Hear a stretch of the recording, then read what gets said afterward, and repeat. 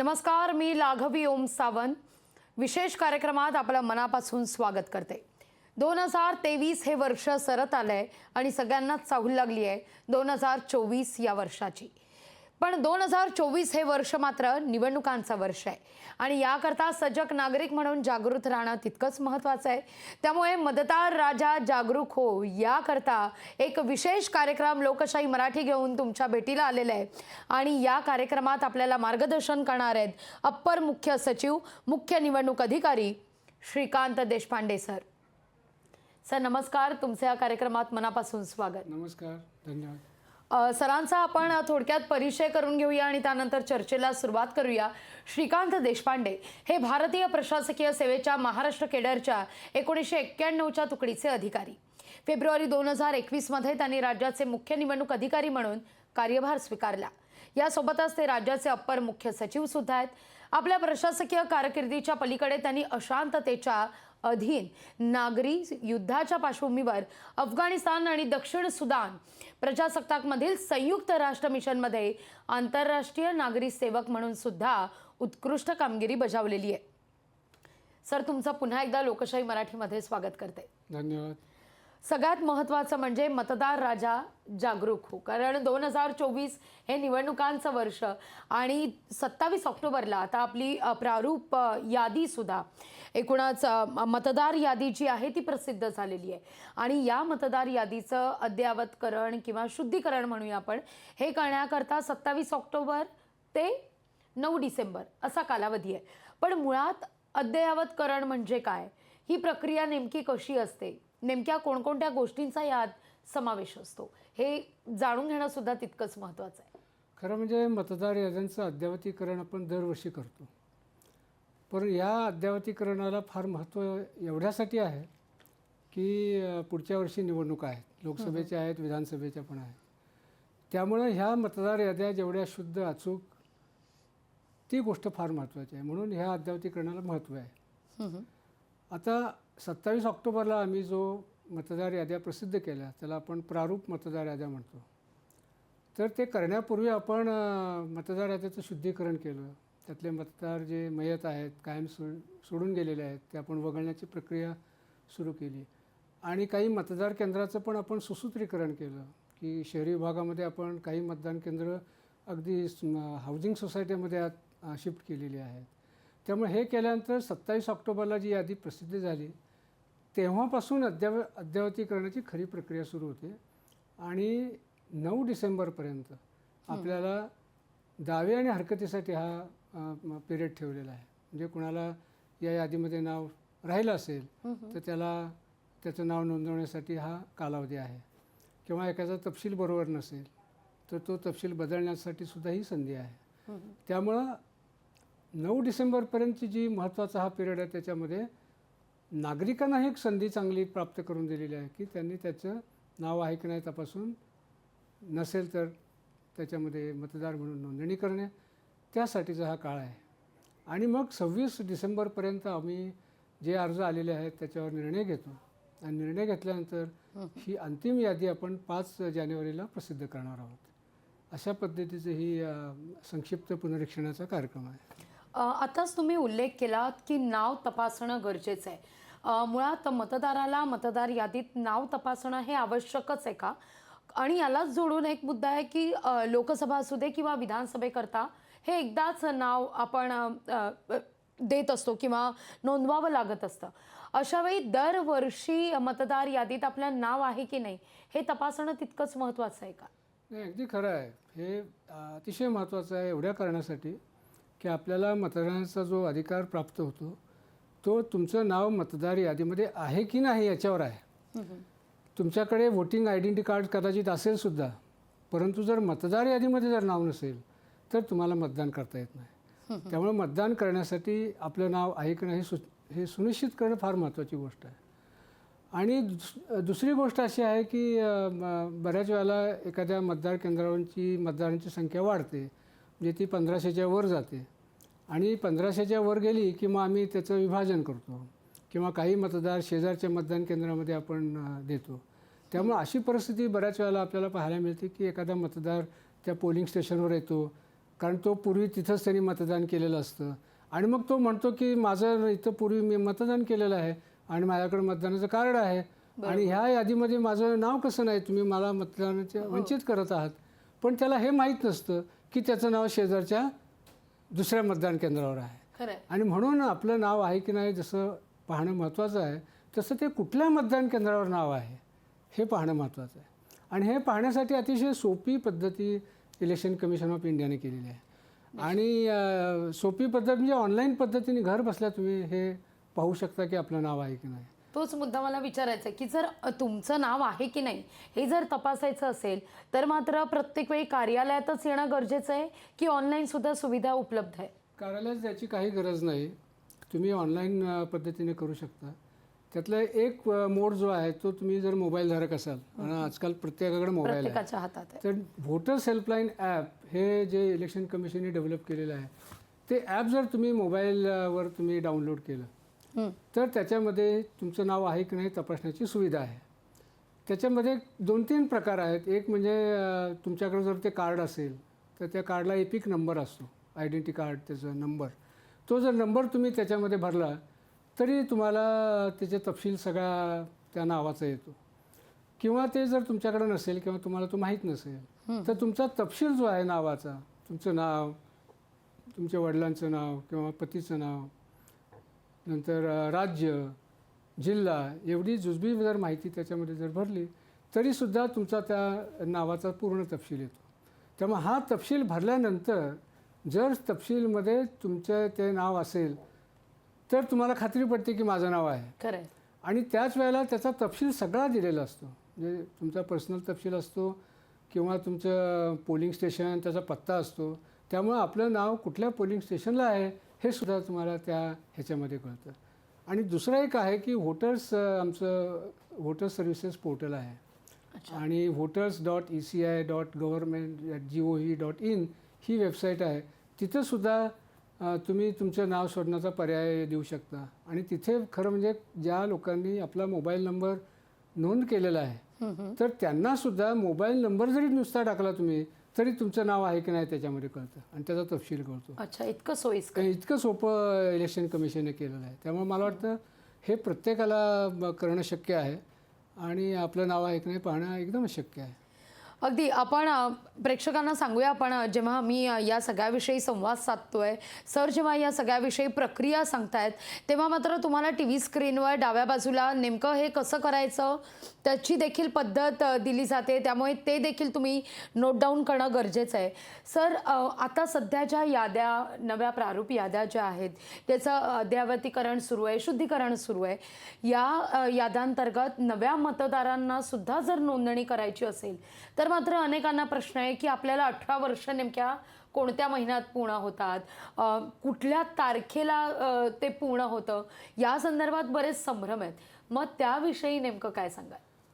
खरं आहे म्हणजे मतदार ह्याची पात्रता अशी आहे की तुम्हाला 18 वर्ष पूर्ण झालं पाहिजे. आणि 18 वर्ष कुठल्या तारखेला पूर्ण झालं त्याला क्वालिफाईंग डेट म्हणतो. आणि दरवर्षी ही क्वालिफाईंग डेट आपण त्या वर्षाच्या जानेवारीमध्ये ठेवतो. 1 जानेवारी, आता सध्याची जो अद्ययावतीकरण चालू आहे त्याची तारीख आहे 1 जानेवारी 24. मग 1 जानेवारी 24 या तारखेला ज्यांचं 18 वर्ष पूर्ण होत आहे त्या सगळ्यांना याच्यामध्ये अर्ज करता येतात आणि आपलं नाव नोंदणी करता येतं. आता पूर्वी कसं होतं की क्वालिफाईंग डेट एकच असायची 1 जानेवारी, परंतु आता याच्यामध्ये सुद्धा कायद्यामध्ये थोडेसे बदल झालेले आहेत आणि त्यांनी मल्टिपल क्वालिफाईंग डेट्स ठेवलेले आहेत. म्हणजे प्रत्येक तिमाहीला क्वालिफाईंग डेट आता आहे. म्हणजे 1 जानेवारी जशी आत्ता आपण त्याचे काम चालू आहे तसंच 1 एप्रिल, 1 जुलै आणि 1 ऑक्टोबर. म्हणजे 1 ऑक्टोबर 2024 या दिवशी ज्यांचं 18 वर्ष पूर्ण होत आहे त्यांनासुद्धा आपल्याला अर्ज आत्ता भरता येतो. आणि हा ॲडव्हान्स अर्ज भरून फक्त त्या वेळेला आपण ते प्रोसेस करतो. म्हणजे एप्रिलमध्ये प्रोसेस करतो, काही जुलैमध्ये करतो आणि ऑक्टोबरमध्ये करतो.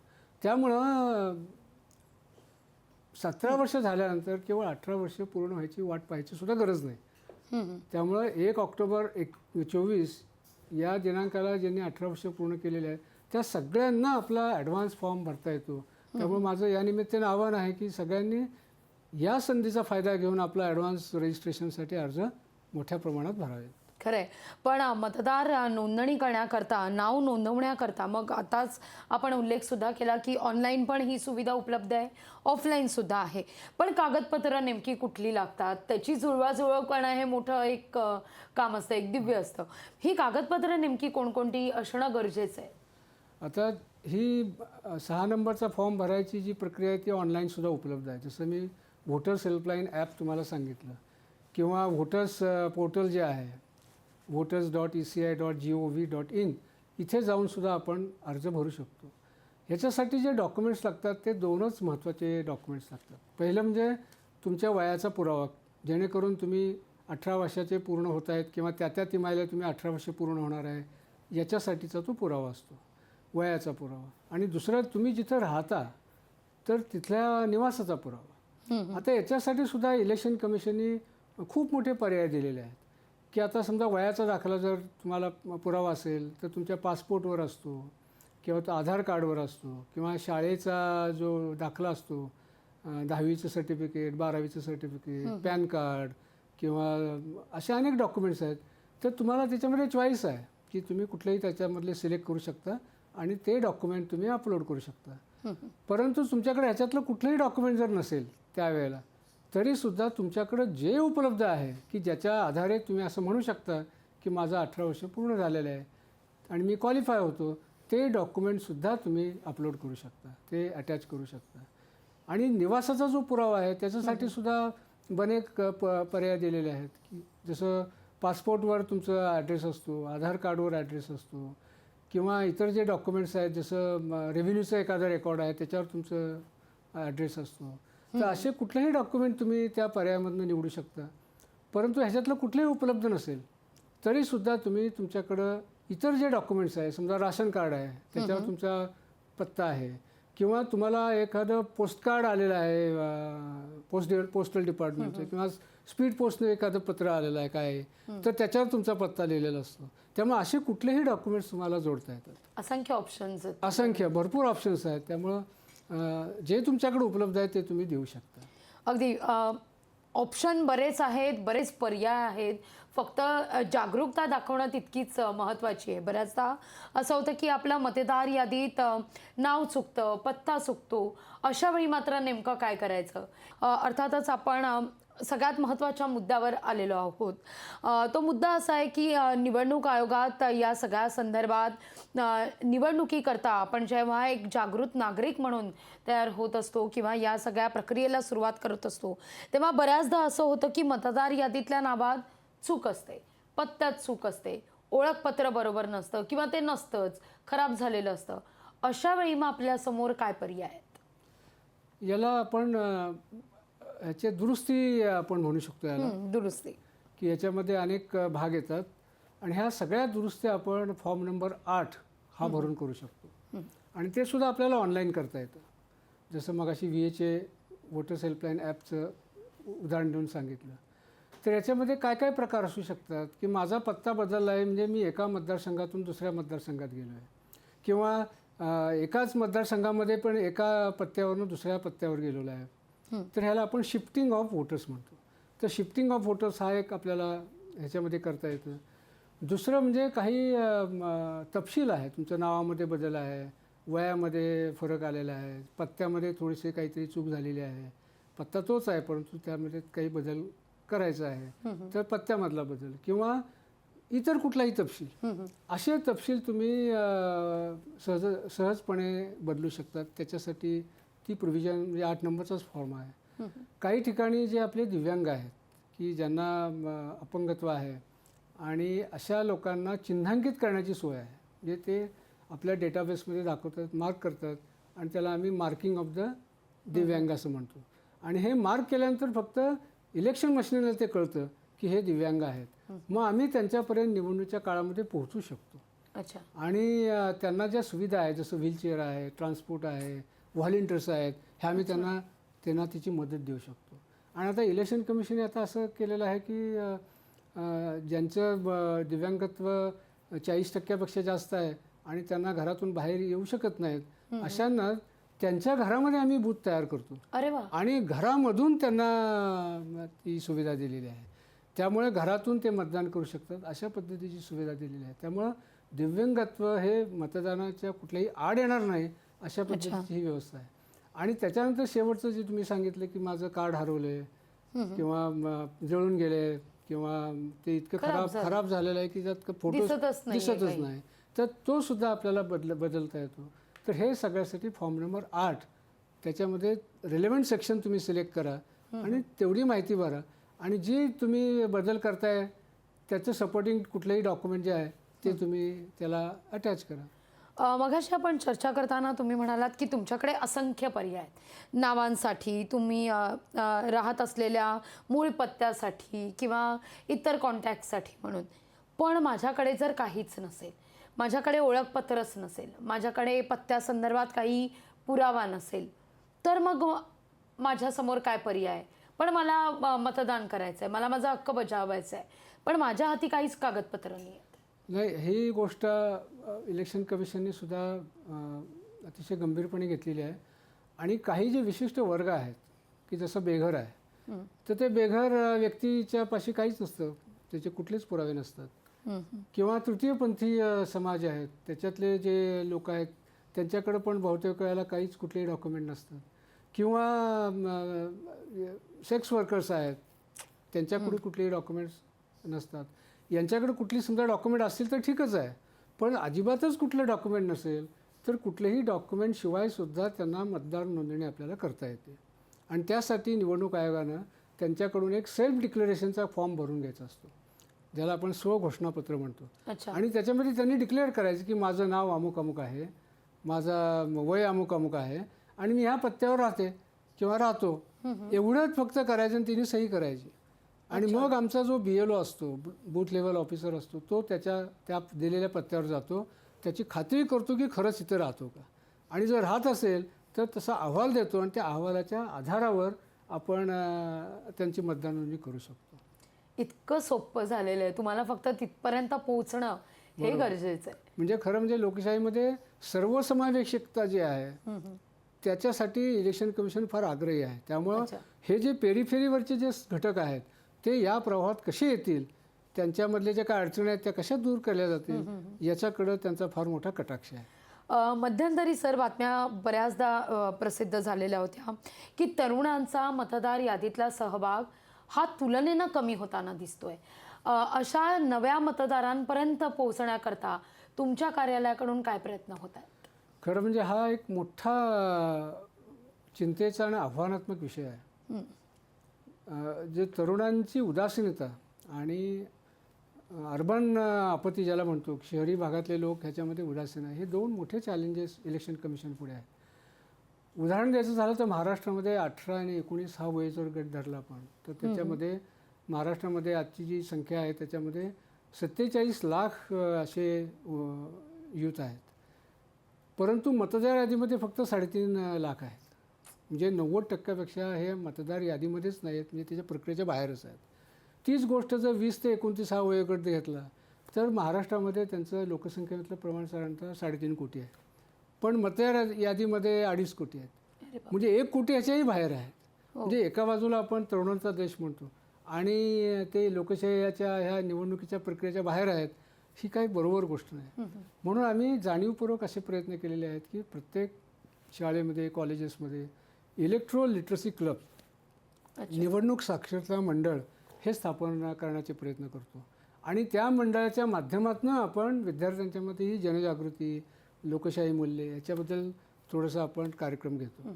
खरं म्हणजे विद्यापीठं, शाळा, कॉलेजेस ह्या खरं म्हणजे लोकशाही मूल्य विद्यार्थ्यांच्यामध्ये देण्याचे एक चांगलं औपचारिक एक संस्था आहे. आणि म्हणून त्यांचा सहभाग याच्यामध्ये जास्त राहावा म्हणून आम्ही प्रत्येक शाळे कॉलेजेसमध्ये कॅम्प्स घेतो, रजिस्ट्रेशनचे कॅम्प्स घेतो.